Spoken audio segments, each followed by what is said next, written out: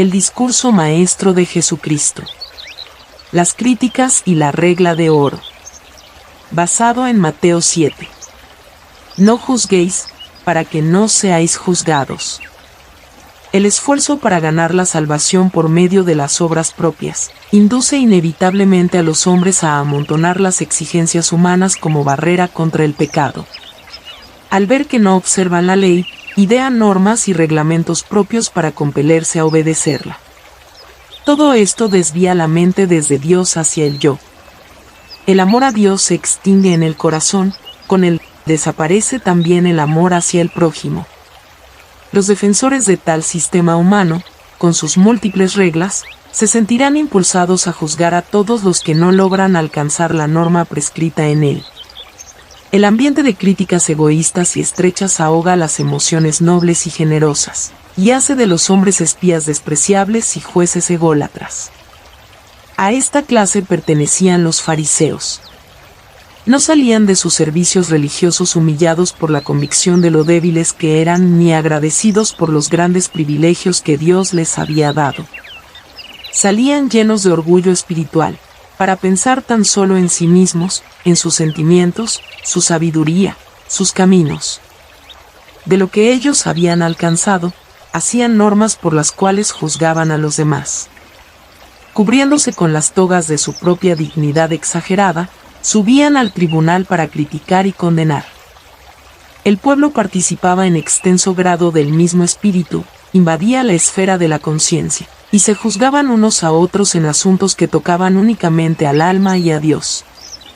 El fariseo oraba con altanería y suficiencia propia criticando al publicano, pero su actitud hizo inoperante su oración. Refiriéndose a este espíritu y práctica, dijo Jesús: no juzguéis, para que no seáis juzgados. Quería decir, no os consideréis como normas. No hagáis de vuestras opiniones y vuestros conceptos del deber, de vuestras interpretaciones de las Escrituras, un criterio para los demás, ni los condenéis si no alcanzan a vuestro ideal. No censuréis a los demás, no hagáis suposiciones acerca de sus motivos ni los juzguéis. No juzguéis nada antes de tiempo, hasta que venga el Señor, el cual aclarará también lo oculto de las tinieblas, y manifestará las intenciones de los corazones. 1 Corintios 4, 5. No podemos leer el corazón. Por ser imperfectos, no somos competentes para juzgar a otros. Aquí se trata del espíritu de crítica personal con respecto a la conducta ajena. No se refiere al juicio de los tribunales establecidos por el Estado para mantener el orden y el derecho del pueblo. A causa de sus limitaciones, el hombre solo puede juzgar por las apariencias. Únicamente a Dios, quien conoce los motivos secretos de los actos y trata a cada uno con amor y compasión, le corresponde decidir el caso de cada alma. Eres inexcusable, oh hombre, quien quiera que seas tú que juzgas, pues en lo que juzgas a otro, te condenas a ti mismo, porque tú que juzgas haces lo mismo. Romanos 2, 1. Los que juzgan o critican a los demás se proclaman culpables, porque hacen las mismas cosas que censuran en otros. Al condenar a los demás, se sentencian a sí mismos, y Dios declara que el dictamen es justo. Acepta el veredicto que ellos mismos se aplican. ¿Por qué miras la paja que está en el ojo de tu hermano? La frase, tú que juzgas haces lo mismo, no alcanza a describir la magnitud del pecado del que se atreve a censurar y a condenar a su hermano. Dijo Jesús, ¿por qué miras la paja que está en el ojo de tu hermano, y no echas de ver la viga que está en tu propio ojo? Sus palabras describen al que está pronto para buscar faltas en sus prójimos. Cuando él cree haber descubierto una falla en el carácter o en la vida, se apresura celosamente a señalarla, pero Jesús declara que el rasgo de carácter que se fomenta por aquella obra tan opuesta a su ejemplo, resulta al compararse con la imperfección que se critica, como una viga al lado de una paja. La falta de longanimidad y de amor mueve a esa persona a convertir un átomo en un mundo. Los que no han experimentado la contrición de una entrega completa a Dios, no manifiestan en la vida el influjo enternecedor del amor de Cristo. desfiguran el espíritu amable y cortés del Evangelio y hieren las almas preciosas por las cuales murió Cristo.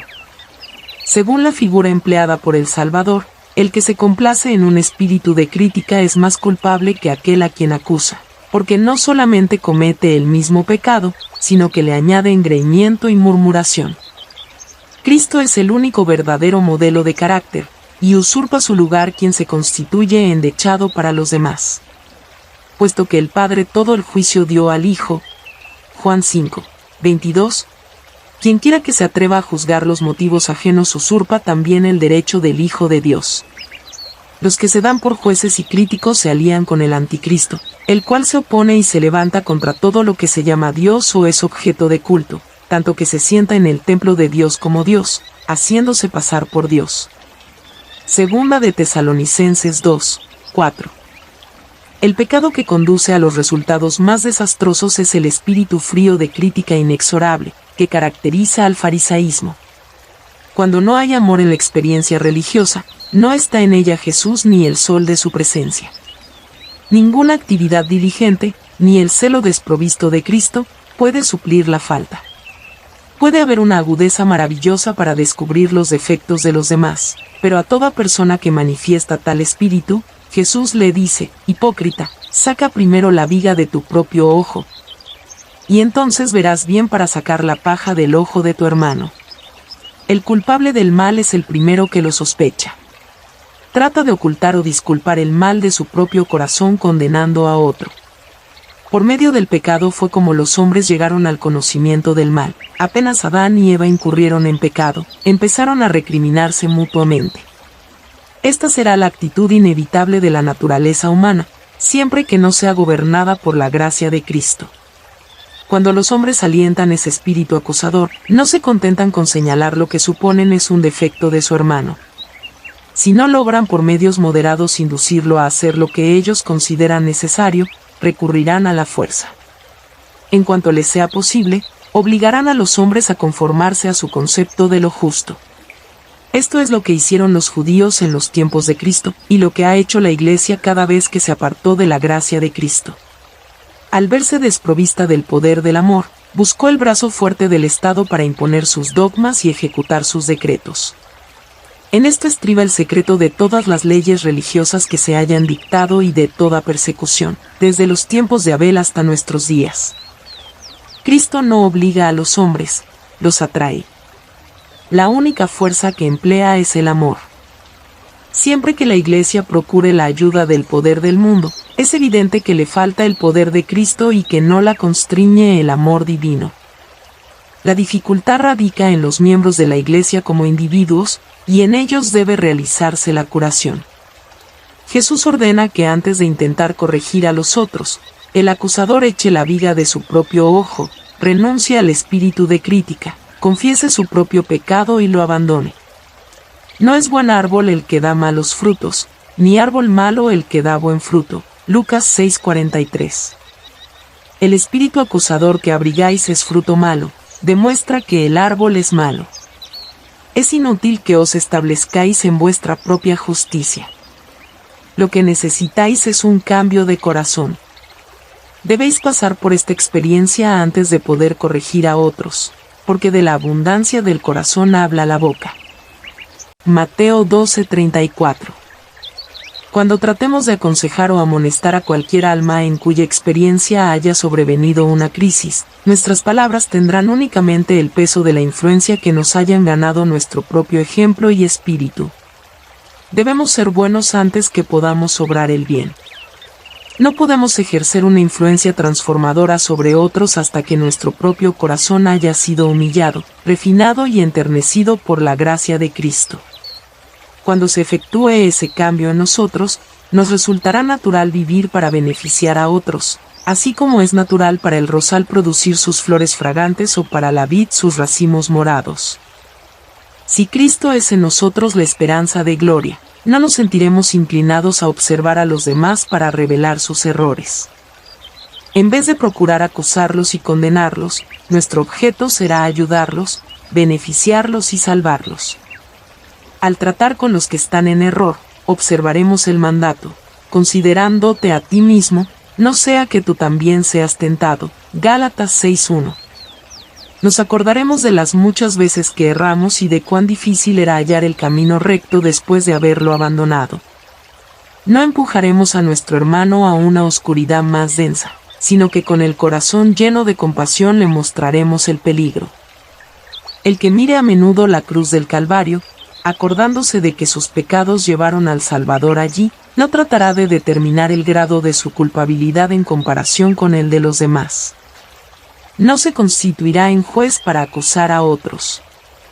No puede haber espíritu de crítica ni de exaltación en los que andan a la sombra de la cruz del Calvario. Mientras no nos sintamos en condiciones de sacrificar nuestro orgullo, y aún de dar la vida para salvar a un hermano desviado, no habremos echado la viga de nuestro propio ojo ni estaremos preparados para ayudar a nuestro hermano. Pero cuando lo hayamos hecho, podremos acercarnos a él y conmover su corazón.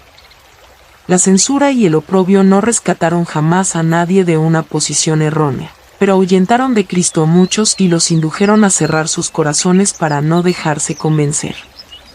Un espíritu bondadoso y un trato benigno y persuasivo pueden salvar a los perdidos y cubrir multitud de pecados. La revelación de Cristo en nuestro propio carácter tendrá un poder transformador sobre aquellos con quienes nos relacionemos. Permitamos que Cristo se manifieste diariamente en nosotros, y Él revelará por medio de nosotros la energía creadora de su palabra, una influencia amable, persuasiva, y a la vez poderosa para restaurar en otras almas la perfección del Señor nuestro Dios. No deis lo santo a los perros. Jesús se refiere aquí a una clase de personas que no tienen ningún deseo de escapar de la esclavitud del pecado. Por haberse entregado a lo corrupto y vil, su naturaleza se ha degradado de tal manera que se aferran al mal y no quieren separarse de él. Los siervos de Cristo no deben permitir que los estorben quienes solo consideran el Evangelio como tema de contención e ironía. El Salvador jamás pasó por alto a una sola alma, por hundida que estuviera en el pecado, si estaba dispuesta a recibir las verdades preciosas del cielo. Para los publicanos y rameras, sus palabras eran el comienzo de una vida nueva. María Magdalena, de quien él echó 7 demonios, fue la última en alejarse de su sepulcro y la primera a quien él saludó en la mañana de la resurrección. Saulo de Tarso, uno de los enemigos acérrimos del Evangelio, fue el que se transformó en Pablo, el ministro consagrado de Cristo. Bajo una apariencia de odio y desprecio, aún de crimen y de degradación, puede ocultarse un alma a la que la misericordia de Cristo rescatará y que relucirá como gema en la corona del Redentor. Pedid, y se os dará; buscad, y hallaréis; llamad, y se os abrirá. Para que no haya motivo de incredulidad, incomprensión o mala interpretación de sus palabras, el Señor repite la promesa 3 veces. Anhela que los que buscan a Dios crean que Él puede hacer todas las cosas. Por tanto agrega, porque todo aquel que pide, recibe, y el que busca, halla, y al que llama, se le abrirá. El Señor no especifica otras condiciones fuera de estas: que sintamos hambre de su misericordia, deseemos su consejo y anhelemos su amor. Pedid. El pedir demuestra que sentimos nuestra necesidad, y si pedimos con fe, recibiremos. El Señor ha comprometido su palabra, y ésta no puede faltar. Si nos presentamos sinceramente contritos, no debemos pensar que somos presuntuosos al pedir lo que el Señor ha prometido. El Señor nos asegura que cuando pedimos las bendiciones que necesitamos con el fin de perfeccionar un carácter semejante al de Cristo, solicitamos de acuerdo con una promesa que se cumplirá. El que sintamos y sepamos que somos pecadores, es base suficiente para pedir su misericordia y compasión. La condición para que podamos acercarnos a Dios no es que seamos santos, sino que deseemos que Él nos limpie de nuestros pecados y nos purifique de toda iniquidad. La razón que podemos presentar ahora y siempre es nuestra gran necesidad, nuestro estado de extrema impotencia, que hace de Él y de su poder redentor una necesidad. Buscad. No deseemos solamente su bendición, sino también a Él mismo. Vuelve ahora en amistad con Él, y tendrás paz. Job 22, 21. Busquemos, y hallaremos. Dios nos busca, y el mismo deseo que sentimos de ir a Él no es más que la atracción de su Espíritu. Cedamos a esta atracción. Cristo intercede en favor de los tentados, los errantes y aquellos a quienes falta la fe. Trata de elevarnos a su compañerismo. Si tú le buscares, lo hallarás. Primera de Crónicas 28, 9. Llamad. Nos acercamos a Dios por invitación especial, y Él nos espera para darnos la bienvenida a su sala de audiencia. Los primeros discípulos que siguieron a Jesús no se satisficieron con una conversación apresurada en el camino. Dijeron: Rabí, ¿y dónde moras? Fueron, y vieron dónde moraba, y se quedaron con él aquel día. Juan 1, 38 y 39. De la misma manera, también nosotros podemos ser admitidos a la intimidad y comunión más estrecha con Dios. El que habita al abrigo del Altísimo morará bajo la sombra del Omnipotente. Salmos 91, 1. Llamen los que desean la bendición de Dios, y esperen a la puerta de la misericordia con firme seguridad, diciendo: Tú, Señor, has dicho que cualquiera que pide, recibe, y el que busca halla, y al que llama, se abrirá. Mirando Jesús a los que se habían reunido para escuchar sus palabras, deseó fervorosamente que la muchedumbre apreciase la misericordia y bondad de Dios. Como ilustración de su necesidad y de la voluntad de Dios para dar, les presentó el caso de un niño hambriento que pide pan a su padre carnal. ¿Qué hombre hay de vosotros, dijo, que si su hijo le pide pan, le dará una piedra? Apela a la afección tierna y natural de un padre para con su hijo, y luego dice: pues si vosotros, siendo malos, sabéis dar buenas dádivas a vuestros hijos, cuanto más vuestro Padre que está en los cielos dará buenas cosas a los que le pidan. Ningún hombre con corazón de padre abandonaría a su hijo que tuviera hambre y le pidiese pan. ¿Lo creerían capaz de burlarse de su hijo, de atormentarlo con promesas, para luego defraudar sus esperanzas? ¿Prometería darle alimento bueno y nutritivo, para darle luego una piedra? ¿Nos atreveremos a deshonrar a Dios imaginando que no responderá a las súplicas de sus hijos? Si vosotros pues, siendo humanos y malos, sabéis dar buenas dádivas a vuestros hijos, cuanto más vuestro Padre Celestial dará el Espíritu Santo a los que se lo pidan. Lucas 11, 13. El Espíritu Santo, su representante, es la mayor de todas sus dádivas. Todas las buenas dádivas quedan abarcadas en esta. El Creador mismo no puede darnos cosa alguna que sea mejor ni mayor. Cuando suplicamos al Señor que se compadezca de nosotros en nuestras aflicciones y que nos guíe mediante su Espíritu Santo, no desoirá nuestra petición. Es posible que aún un padre se aleje de su hijo hambriento, pero Dios no podrá nunca rechazar el clamor del corazón menesteroso y anhelante. Con qué ternura maravillosa describió su amor. A los que en días de tinieblas sientan que Dios no cuida de ellos, este es el mensaje del corazón del Padre. Pero Sión ha dicho: me ha abandonado Jehová, y el Señor se ha olvidado de mí.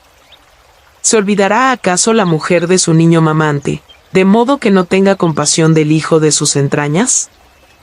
Aún las tales le pueden olvidar, mas no me olvidaré yo de ti. He aquí que sobre las palmas de mis manos te traigo esculpida. Isaías 49, 14 al 16. Toda promesa de la palabra de Dios viene a ser un motivo para orar, pues su cumplimiento nos es garantizado por la palabra empeñada por Jehová.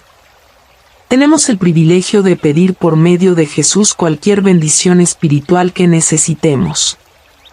Podemos decir al Señor exactamente lo que necesitamos, con la sencillez de un niño.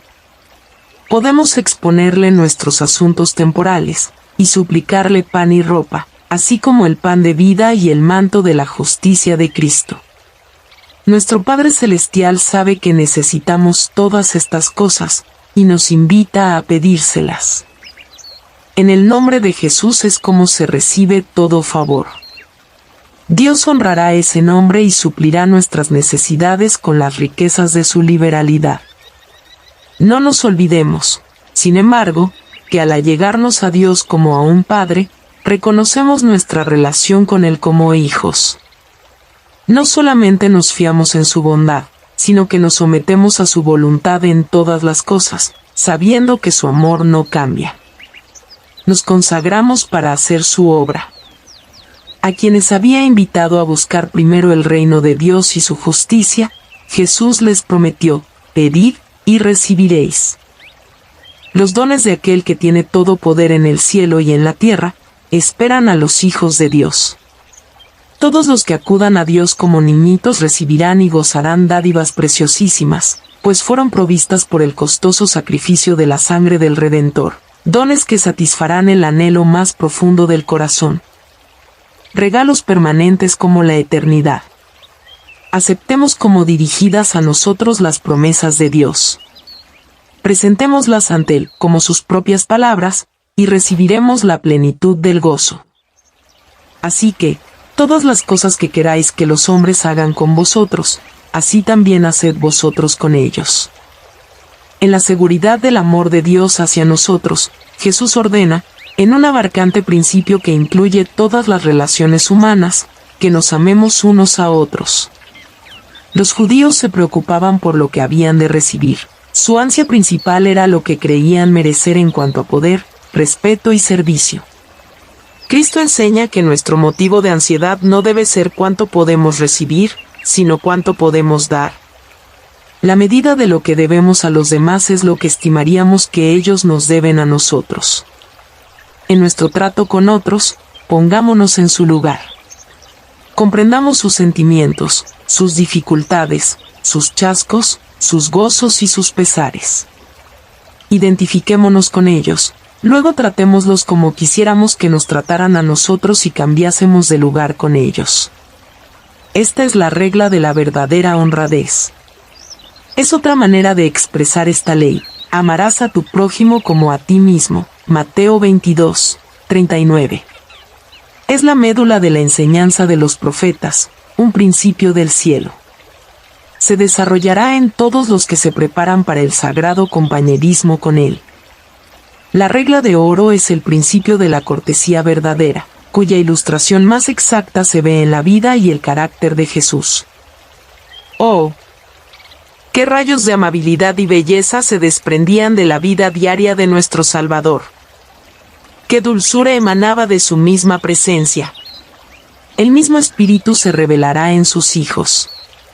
Aquellos con quienes mora Cristo serán rodeados de una atmósfera divina. Sus blancas vestiduras de pureza difundirán la fragancia del jardín del Señor. Sus rostros reflejarán la luz de su semblante, que iluminará la senda para los pies cansados e inseguros. Nadie que tenga el ideal verdadero de lo que constituye un carácter perfecto dejará de manifestar la simpatía y la ternura de Cristo. La influencia de la gracia debe ablandar el corazón, refinar y purificar los sentimientos, impartir delicadeza celestial y un sentido de lo correcto. Todavía hay un significado mucho más profundo en la regla de oro. Todo aquel que haya sido hecho mayordomo de la gracia múltiple de Dios, está en la obligación de impartirla a las almas sumidas en la ignorancia y la oscuridad. Así como si él estuviera en su lugar, desearía que se la impartiesen. Dijo el apóstol Pablo: a griegos y a no griegos, a sabios y a no sabios soy deudor. Romanos 1, 14. Por todo lo que hemos conocido del amor de Dios y recibido de los ricos dones de su gracia por encima del alma más entenebrecida y degradada del mundo, estamos en deuda con ella para comunicarle esos dones. Así sucede también con las dádivas y las bendiciones de esta vida. Cuanto más poseáis que vuestros prójimos, tanto más sois deudores para con los menos favorecidos.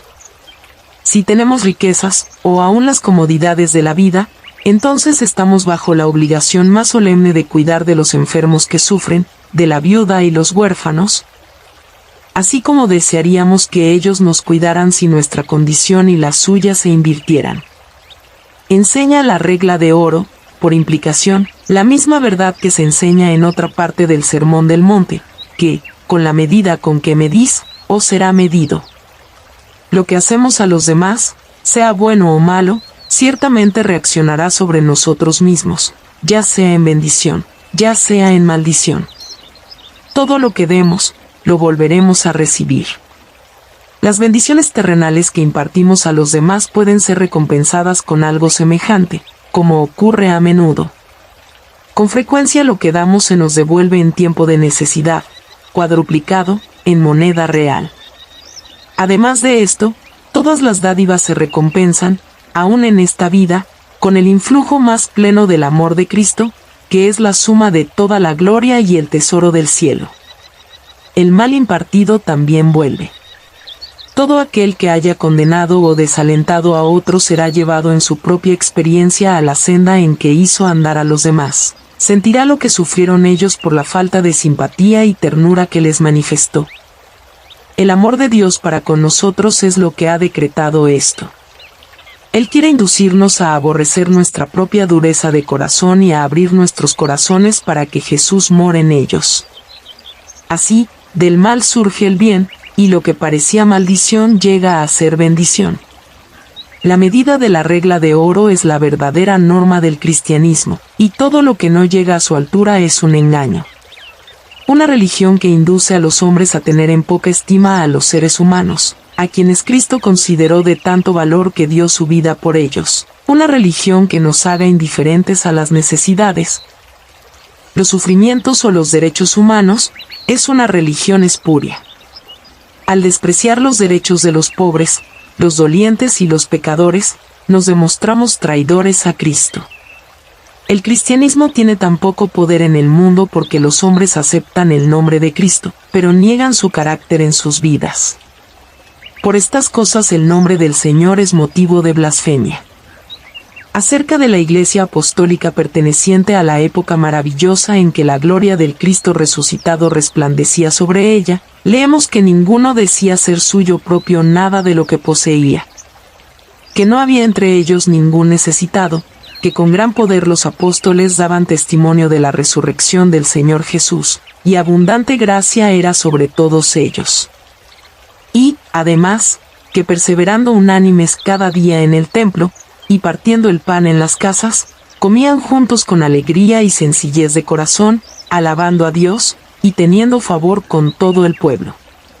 Y el Señor añadía cada día a la iglesia los que habían de ser salvos. Podemos buscar por el cielo y por la tierra, y no encontraremos verdad revelada más poderosa que la que se manifiesta en las obras de misericordia hechas en favor de quienes necesiten de nuestra simpatía y ayuda. Tal es la verdad como está en Jesús. Cuando los que profesan el nombre de Cristo practiquen los principios de la regla de oro, acompañará al Evangelio el mismo poder de los tiempos apostólicos. Porque estrecha es la puerta, y angosto el camino que lleva a la vida. En los tiempos de Cristo los habitantes de Palestina vivían en ciudades amuralladas, mayormente situadas en colinas o montañas. Se llegaba a las puertas, que se cerraban a la puesta del sol, por caminos empinados y pedregosos, y el viajero que regresaba a casa al fin del día. Con frecuencia necesitaba apresurarse ansiosamente en la subida de la cuesta para llegar a la puerta antes de la caída de la noche. El que se retrasaba quedaba afuera. El estrecho camino ascendente que conducía al hogar y al descanso, dio a Jesús una conmovedora imagen del camino cristiano. La senda que os he trazado, dijo, es estrecha, la entrada a la puerta es difícil, porque la regla de oro excluye todo orgullo y egoísmo. Hay, en verdad, un camino más ancho, pero su fin es la destrucción. Si queréis seguir la senda de la vida espiritual, debéis subir continuamente, debéis andar con los pocos, porque la muchedumbre escogerá la senda que desciende. Por el camino a la muerte puede marchar todo el género humano, con toda su mundanalidad, todo su egoísmo, todo su orgullo, su falta de honradez y su envilecimiento moral. Hay lugar para las opiniones y doctrinas de cada persona, espacio para que sigan sus propias inclinaciones y para hacer todo cuanto exija su egoísmo. para andar por la senda que conduce a la destrucción, no es necesario buscar el camino, porque la puerta es ancha, y espacioso el camino, y los pies se dirigen naturalmente a la vía que termina en la muerte. Por el contrario, el sendero que conduce a la vida, es angosto, y estrecha la entrada. Si nos aferramos a algún pecado predilecto, hallaremos la puerta demasiado estrecha. Si deseamos continuar en el camino de Cristo, debemos renunciar a nuestros propios caminos, a nuestra propia voluntad y a nuestros malos hábitos y prácticas. El que quiere servir a Cristo no puede seguir las opiniones ni las normas del mundo. La senda del cielo es demasiado estrecha para que por ella desfilen pomposamente la jerarquía y las riquezas, demasiado angosta para el juego de la ambición egoísta, demasiado empinada y áspera para el ascenso de los amantes del ocio. A Cristo le tocó la labor, la paciencia, la abnegación, el reproche, la pobreza y la oposición de los pecadores. Lo mismo debe tocarnos a nosotros, si alguna vez hemos de entrar en el paraíso de Dios. No deduzcamos, sin embargo, que el sendero ascendente es difícil y la ruta que desciende es fácil. A todo lo largo del camino que conduce a la muerte hay penas y castigos, hay pesares y chascos, hay advertencias para que no se continúe. El amor de Dios es tal que los desatentos y los obstinados no pueden destruirse fácilmente. Es verdad que el sendero de Satanás parece atractivo, pero es todo engaño. En el camino del mal hay remordimiento amargo y dolorosa congoja. Pensamos tal vez que es agradable seguir el orgullo y la ambición mundana, pero el fin es dolor y remordimiento. Los propósitos egoístas pueden ofrecer promesas halagadoras y una esperanza de gozo, pero veremos que esa felicidad está envenenada y nuestra vida amargada por las expectativas fincadas en el yo. Ante el camino descendente, la entrada puede relucir de flores, pero hay espinas en esa vía. La luz de la esperanza que brilla en su entrada se esfuma en las tinieblas de la desesperación, y el alma que sigue esa senda desciende hasta las sombras de una noche interminable. El camino de los transgresores es duro, pero las sendas de la sabiduría son caminos deleitosos, y todas sus veredas paz. Proverbios 13, 15 y 3, 17. Cada acto de obediencia a Cristo, cada acto de abnegación por Él, cada prueba bien soportada, cada victoria lograda sobre la tentación, es un paso adelante en la marcha hacia la gloria de la victoria final. Si aceptamos a Cristo por guía, Él nos conducirá en forma segura. El mayor de los pecadores no tiene por qué perder el camino. Ni uno solo de los que temblando lo buscan ha de verse privado de andar en luz pura y santa. Aunque la senda es tan estrecha y tan santa que no puede tolerarse pecado en ella, todos pueden alcanzarla y ninguna alma dudosa y vacilante necesita decir, Dios no se interesa en mí. Puede ser áspero el camino, y la cuesta empinada, tal vez haya trampas a la derecha y a la izquierda, quizá tengamos que sufrir penosos trabajos en nuestro viaje, puede ser que cuando estemos cansados y anhelemos descanso, tengamos que seguir avanzando, que cuando nos consuma la debilidad, tengamos que luchar, o que cuando estemos desalentados, debamos esperar aún, pero con Cristo como guía, no dejaremos de llegar al fin al anhelado puerto de reposo. Cristo mismo recorrió la vía áspera antes que nosotros y allanó el camino para nuestros pies. A lo largo del áspero camino que conduce a la vida eterna, hay también manantiales de gozo para refrescar a los fatigados. Los que andan en las sendas de la sabiduría se regocijan en gran manera, aun en la tribulación, porque aquel a quien ama su alma marcha invisible a su lado. A cada paso hacia arriba disciernen con más claridad el toque de su mano, vívidos fulgores de la gloria del invisible alumbran su senda, y sus himnos de loor, entonados en una nota aún más alta, se elevan para unirse con los cánticos de los ángeles delante del trono. La senda de los justos es como la luz de la aurora, que va en aumento hasta que el día es perfecto. Proverbios 4, 18. Esforzaos a entrar por la puerta angosta. El viajero atrasado, en su prisa por llegar a la puerta antes de la puesta del sol, no podía desviarse para ceder a ninguna atracción en el camino. Toda su atención se concentraba en el único propósito de entrar por la puerta. La misma intensidad de propósito, dijo Jesús, se requiere en la vida cristiana. Os he abierto la gloria del carácter, que es la gloria verdadera de mi reino. Ella no os brinda ninguna promesa de dominio mundanal, a pesar de eso, es digna de vuestro deseo y esfuerzo supremos. No os llamo para luchar por la supremacía del gran imperio mundial, pero esto no significa que no hay batallas que librar ni victorias que ganar. Os invito a esforzaros y a luchar para entrar en mi reino espiritual. La vida cristiana es una lucha y una marcha, pero la victoria que hemos de ganar no se obtiene por el poder humano. El terreno del corazón es el campo de conflicto. La batalla que hemos de reñir, la mayor que hayan peleado los hombres, es la rendición del yo a la voluntad de Dios, el sometimiento del corazón a la soberanía del amor. La vieja naturaleza nacida de la sangre y de la voluntad de la carne, no puede heredar el reino de Dios.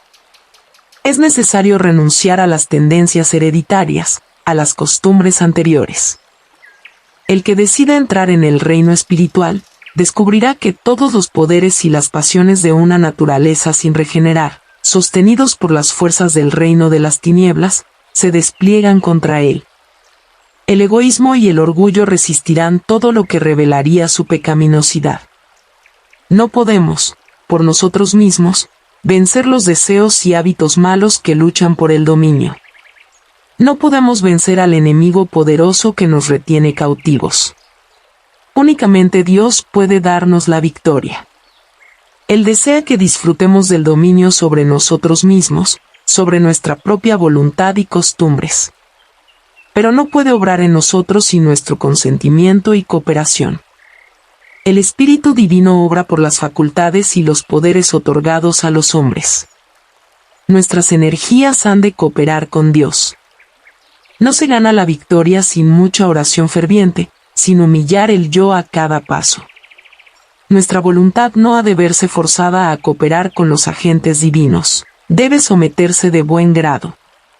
Aunque fuera posible que Él nos impusiera la influencia del Espíritu de Dios con una intensidad 100 veces mayor, eso no nos haría necesariamente cristianos, personas listas para el cielo. No se destruiría el baluarte de Satanás. La voluntad debe colocarse de parte de la voluntad de Dios. Por nosotros mismos no podemos someter a la voluntad de Dios nuestros propósitos, deseos e inclinaciones, pero si estamos dispuestos a someter nuestra voluntad a la suya, Dios cumplirá la tarea por nosotros. Aún refutando argumentos, y toda altivez que se levanta contra el conocimiento de Dios, y llevando cautivo todo pensamiento a la obediencia de Cristo. Entonces nos ocuparemos de nuestra salvación con temor y temblor, porque Dios producirá en nosotros así el querer como el hacer, por su buena voluntad. Segunda de Corintios 10, 5. Filipenses 2, 12 y 13. Muchos son atraídos por la belleza de Cristo y la gloria del cielo y, sin embargo, rehúyen las únicas condiciones por las cuales pueden obtenerlas. Hay muchos en el camino ancho que no están del todo satisfechos con la senda en que andan. Anhelan escapar de la esclavitud del pecado, y tratan de resistir sus costumbres pecaminosas con sus propias fuerzas. Miran el camino angosto y la puerta estrecha, pero el placer egoísta, el amor del mundo, el orgullo y la ambición profana, alzan una barrera entre ellos y el Salvador. La renuncia a su propia voluntad y a cuanto escogieron como objeto de su afecto o ambición, exige un sacrificio ante el cual vacilan, se estremecen y retroceden. Muchos procurarán entrar, y no podrán.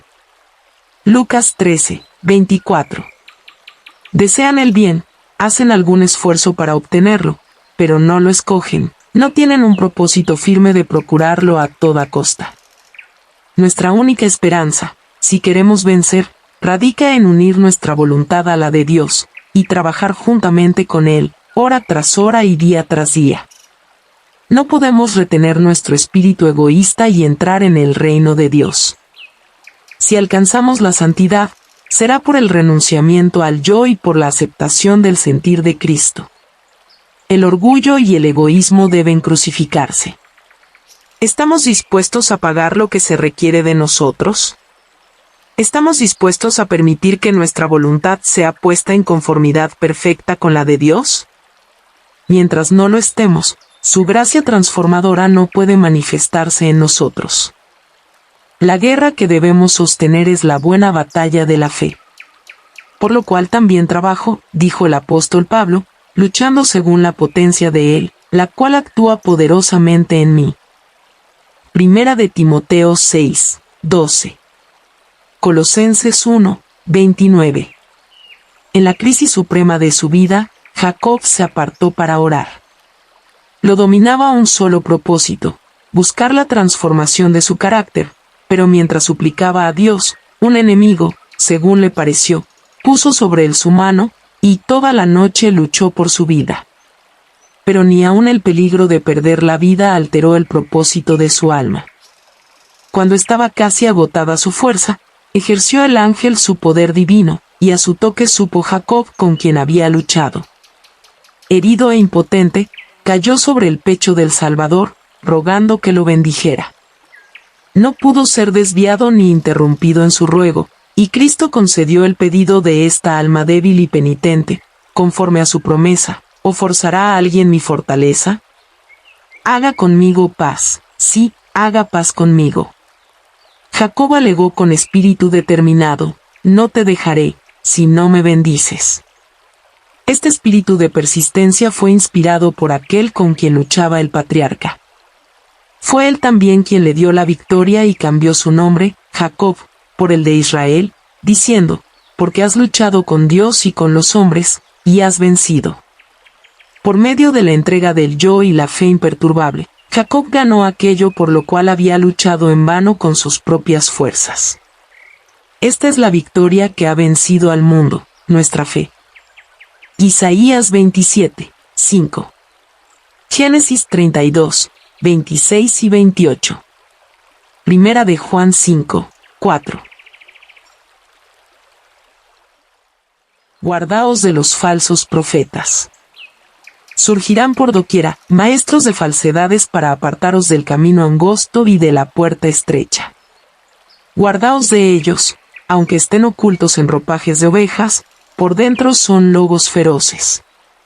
Da Jesús una prueba por la cual pueden distinguirse los maestros falsos de los verdaderos. Por sus frutos los conoceréis. ¿Acaso se recogen uvas de los espinos, o higos de los abrojos? No nos dice que los probemos por sus suaves palabras ni su exaltada profesión de fe. Se los ha de juzgar por la palabra de Dios. A la ley y al testimonio. Si no dijeren conforme a esto, es porque no les ha amanecido. Cesa, hijo mío, de oír las enseñanzas que te hacen divagar de las razones de sabiduría. Isaías 8, 20. Proverbios 19, 27. ¿Qué mensaje traen estos maestros? ¿Nos hace venerar y temer a Dios? ¿Nos hace manifestar amor hacia Él, mediante la lealtad a sus mandamientos? Si los hombres no sienten la obligación de observar la ley moral, si se burlan de los preceptos de Dios, si traspasan aún el más pequeño de sus mandamientos y así enseñan a los hombres, no tendrán ningún valor a los ojos del cielo. Podemos saber que sus pretensiones carecen de fundamento. Hacen la misma obra que se originó con el príncipe de las tinieblas, el enemigo de Dios. No todos los que profesan su nombre y llevan su insignia pertenecen a Cristo. Muchos de los que enseñaron en mi nombre, dijo Jesús, al fin serán hallados faltos. Muchos me dirán en aquel día, Señor, Señor, ¿no profetizamos en tu nombre, y en tu nombre echamos fuera demonios, y en tu nombre hicimos muchos milagros? Y entonces les declararé, nunca os conocí, apartaos de mí, hacedores de maldad. Hay personas que creen tener razón cuando están equivocadas. Proclaman que Cristo es su Señor y profesan hacer grandes cosas en su nombre, pero son obradores de iniquidad. Hacen halagos con sus bocas, y el corazón de ellos anda en pos de su avaricia. El que declara la palabra de Dios es para ellos como cantor de amores, hermoso de voz y que canta bien, y oirán tus palabras, pero no las pondrán por obra. Ezequiel 33, 31 y 32. De nada vale profesar simplemente ser discípulo. La fe en Cristo que salva al alma no es lo que muchos enseñan. Solo crean, dicen, no tenéis necesidad de guardar la ley. Pero una creencia que no lleva a la obediencia es presunción. Dice el apóstol Juan, el que dice, yo le conozco, y no guarda sus mandamientos, el tal es mentiroso, y la verdad no está en él. Primera de Juan 2, 4. Nadie abrigue la idea de que las providencias especiales o las manifestaciones sobrenaturales han de probar la autenticidad de su obra ni de las ideas que proclama. Cuando los hombres dan poca importancia a la palabra de Dios y ponen sus impresiones, sus sentimientos y sus prácticas por encima de la norma divina, podemos saber que no tienen la luz. La obediencia es la prueba del discipulado. La observancia de los mandamientos es lo que prueba la sinceridad del amor que profesamos. Cuando la doctrina que aceptamos destruye el pecado en el corazón, limpia el alma de contaminación y produce frutos de santidad, entonces podemos saber qué es la verdad de Dios. Cuando en nuestra vida se manifiesta benevolencia, bondad, ternura y simpatía, cuando el gozo de realizar el bien anida en nuestro corazón, cuando ensalzamos a Cristo, y no al yo, entonces podemos saber que nuestra fe es correcta. Y en esto sabemos que nosotros le conocemos, si guardamos sus mandamientos. Primera de Juan 2, 3. Y no cayó, porque estaba fundada sobre la roca. La gente se había sentido profundamente conmovida por las palabras de Cristo. La belleza divina de los principios de la verdad los atraía, y las amonestaciones solemnes de Cristo llegaban hasta ellos como la voz de Dios que escudriña los corazones. Sus palabras habían herido la raíz de sus ideas y opiniones anteriores. La obediencia a su enseñanza les exigía que cambiasen todos sus hábitos y modos de pensar y obrar. Los pondría en oposición con los maestros de su religión, porque derribaría el edificio entero que durante generaciones habían ido edificando los rabinos. Por eso, aunque sus palabras habían hallado eco en los corazones del pueblo, muy pocos estaban dispuestos a aceptarlas como guía de la vida. Terminó Jesús su enseñanza en el monte con una ilustración que presenta en forma muy vívida cuán importante es practicar las palabras que había pronunciado. Entre la muchedumbre que se aglomeraba alrededor del Salvador, eran muchos los que se habían pasado la vida cerca del mar de Galilea. Mientras escuchaban las palabras de Cristo, sentados en la ladera, podían ver los valles y los barrancos por los cuales corrían hacia el mar los arroyos de las montañas. A menudo estos arroyos desaparecían completamente en el verano, y quedaba solamente un canal seco y polvoriento. Pero cuando las tempestades del invierno se desencadenaban sobre las colinas, los ríos se convertían en furiosos y bramadores torrentes, que algunas veces inundaban los valles y arrasaban todas las cosas en su riada irresistible. Entonces era frecuente que fuesen arrasadas las chozas levantadas por los labriegos en la verde llanura, donde no parecían correr peligro. Pero en lo alto de las cuestas había casas edificadas sobre la roca. En algunos sectores del país las viviendas se construían enteramente de piedra, y muchas habían resistido 1000 años de tempestades. Para edificar estas casas había que trabajar en medio de dificultades. Llegar a ellas no era fácil. Su posición parecía menos atractiva que la verde llanura, pero estaban fundadas sobre la roca, y el viento, la riada y la tempestad las atacaban en vano. El que recibe las palabras que os he hablado y las convierte en el cimiento de su carácter y su vida, dijo Jesús, es como los que construyen su casa sobre la roca. Siglos antes, el profeta Isaías había escrito, la palabra del Dios nuestro permanece para siempre, y Pedro, años después de que se pronunciara el Sermón del Monte, al citar estas palabras de Isaías, añadió: y esta es la palabra que por el Evangelio os ha sido anunciada. La palabra de Dios es lo único permanente que nuestro mundo conoce. Es el cimiento seguro. El cielo y la tierra pasarán, dijo Jesús, pero mis palabras no pasarán. Isaías 40, 8. Primera de Pedro 1, 25. Mateo 24, 35. Los grandes principios de la ley, que participan de la misma naturaleza de Dios, están entretejidos en las palabras que Cristo pronunció sobre el monte. Quienquiera que edifique sobre esos principios edifica sobre Cristo, la roca de la eternidad. Al recibir la palabra, recibimos a Cristo, y únicamente los que reciben así sus palabras edifican sobre Él. Porque nadie puede poner otro fundamento que el que está puesto, el cual es Jesucristo. No hay otro nombre bajo el cielo, dado a los hombres, en que podamos ser salvos. Primera de Corintios 3, 11. Hechos 4, 12. Cristo, el Verbo, revelación de Dios y manifestación de su carácter, su ley, su amor y su vida, es el único fundamento sobre el cual podemos edificar un carácter que permanecerá. Edificamos en Cristo por la obediencia a su palabra. No es justo quien solo se complace en la justicia, sino quien la ejecuta. La santidad no es arrobamiento, es el resultado de entregarlo todo a Dios, es hacer la voluntad de nuestro Padre Celestial. Cuando los hijos de Israel acampaban en los límites de la tierra prometida, no bastaba que tuvieran conocimiento de Canaán ni que entonaran los himnos de Canaán. Esto solo no les daría posesión de los viñedos y olivares de la buena tierra. Tan solo podían hacerla suya en verdad ocupándola, cumpliendo las condiciones, ejerciendo una fe viva en Dios, y aplicando las promesas a sí mismos mientras obedecían sus instrucciones. La religión consiste en cumplir las palabras de Cristo, no en obrar para merecer el favor de Dios, sino porque, sin merecerlo, hemos recibido la dádiva de su amor.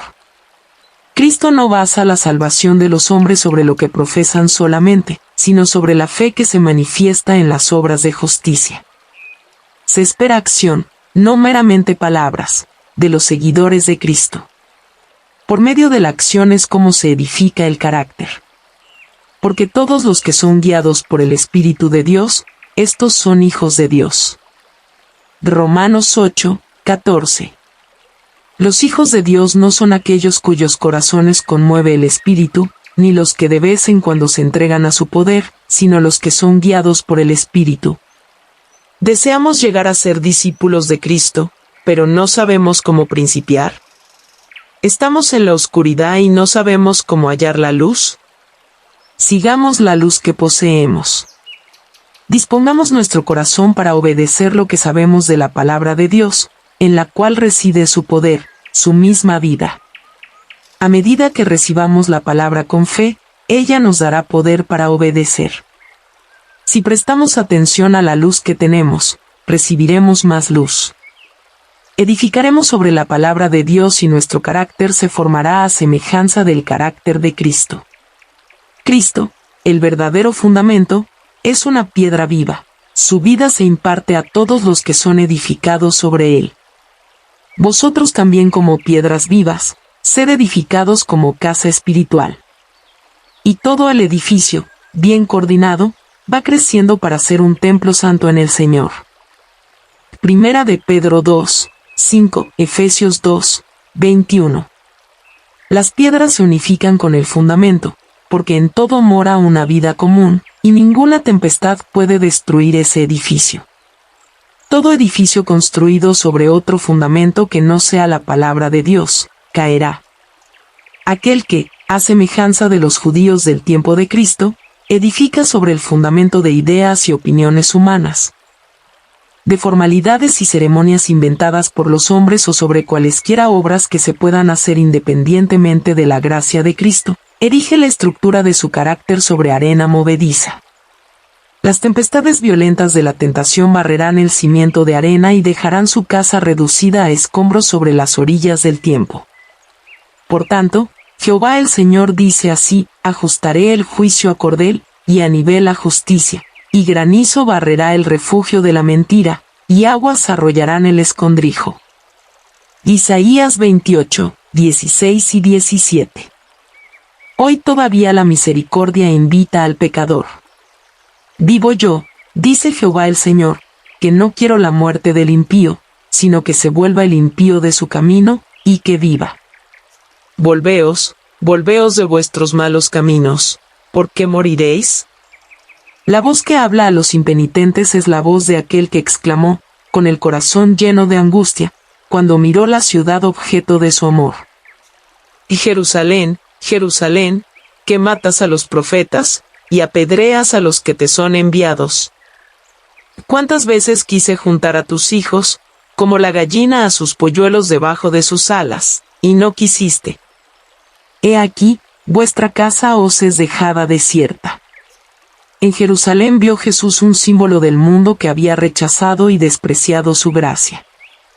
Y lloraba, oh corazón endurecido, por ti. Aún mientras Jesús vertía lágrimas sobre el monte, Jerusalén habría podido arrepentirse y escapar a su condenación.